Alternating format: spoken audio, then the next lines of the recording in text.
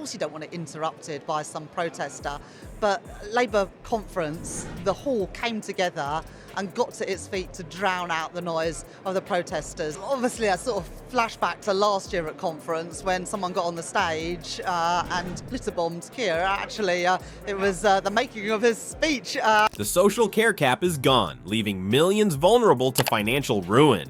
Rachel Reeves called it an unfunded promise, but what about the promises she made to you? Before we move on, I'd like to ask you a small favor. If you appreciate this content, please take a second to like this video and subscribe to the channel. Over 98% of you watch the videos without subscribing. It costs you nothing, but it makes a huge difference to us. So did you click the subscribe button? Great, thank you so much.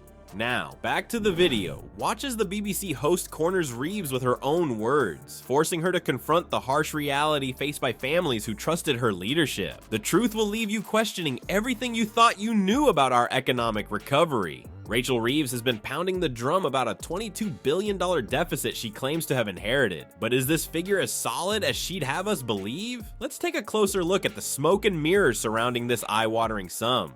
Economics and finance before becoming a member of parliament, and for me this is my dream come true, to be able to stand here as the first Labour Chancellor in 14 years and the first ever female Chancellor of the Exchequer. We plan for these speeches, they're big moments for us. I put my heart into it. Reeves has been relentless in her assertions about this hidden deficit. Time and again, she's trotted out the $22 billion figure like a magic number that explains away all of Labour's economic woes. But when we contrast her claims with available financial data and expert opinions, things start to look a bit murky. If we examine the timeline of Reeves' statements about the deficit, some interesting inconsistencies start to emerge. One minute it's a shocking discovery, the next it's something they've known about all along. It's like watching a political version of the hokey cokey. In, out, shake it all about. Now, let's think about this logically. How feasible is it that such a large sum could go unnoticed by the opposition and financial watchdogs? We're talking about $22 billion here, not loose change down the back of the Treasury sofa. It stretches credibility to breaking point to suggest that this massive figure could have slipped past the eagle eyes of economic experts and political opponents alike. But what if the 22 billion figure isn't quite what it seems? What if, like a magician's trick, it's all about misdirection? While we're all looking at this big, scary number, what might we be missing? Here's where it gets really interesting. Expert analysis suggests that this deficit may be exaggerated or misrepresented. Some economists argue that Reeves is conflating different types of financial commitments, mixing long-term structural issues with short-term fluctuations to paint a bleaker picture than reality warrants. It's a bit like claiming you're broke because you have a mortgage, while conveniently forgetting to mention your steady income and savings. Is Reeves using clever accounting to justify unpopular decisions? Student halls of residence, so I think ever since then, this is my dream job. I worked in, of course you don't want it interrupted by some protester, but Labour conference, the hall came together and got to its feet to drown out the noise of the protesters. If the deficit isn't the full story, and it's looking increasingly like it isn't, then what's really driving Reeves's decisions? Is this $22 billion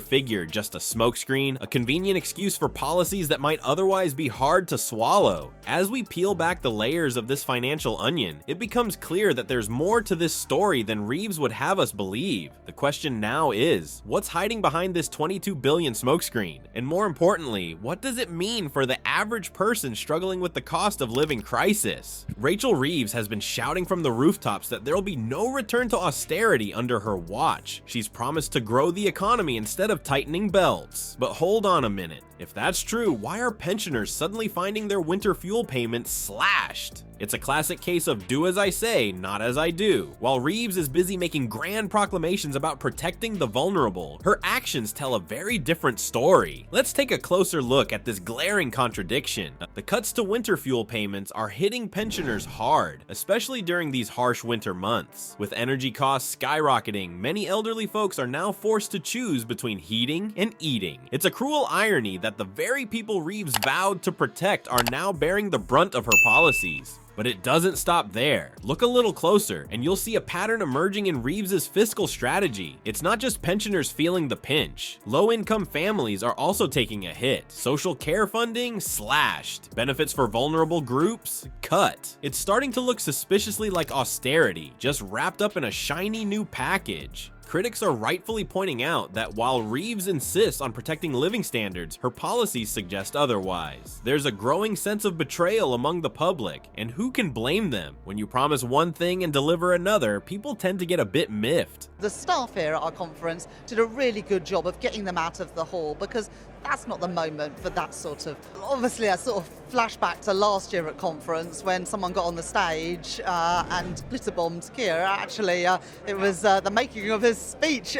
Protest. I'm always willing to listen to people who don't agree with me on something, but this is a moment at our conference to get across that positive message from Britain. I didn't want to be interrupted by that. So what's really going on here? Economic analyses suggest that Reeves's policies, despite her protestations, may effectively amount to austerity in practice. It's like she's playing a game of economic Jenga, carefully removing support from the most vulnerable and hoping the whole structure doesn't come crashing down. When confronted with these contradictions, Reeves's media appearances have been less than convincing. She's mastered the art of the evasive answer, often circling back to blame previous administrations. It's a tired old tune, and people are starting to change the channel. All of this begs the question, what does this mean for public trust in Reeves and Labor? When promises are broken so blatantly, it erodes the very foundation of democratic trust. People are left wondering if they can believe anything politicians say anymore.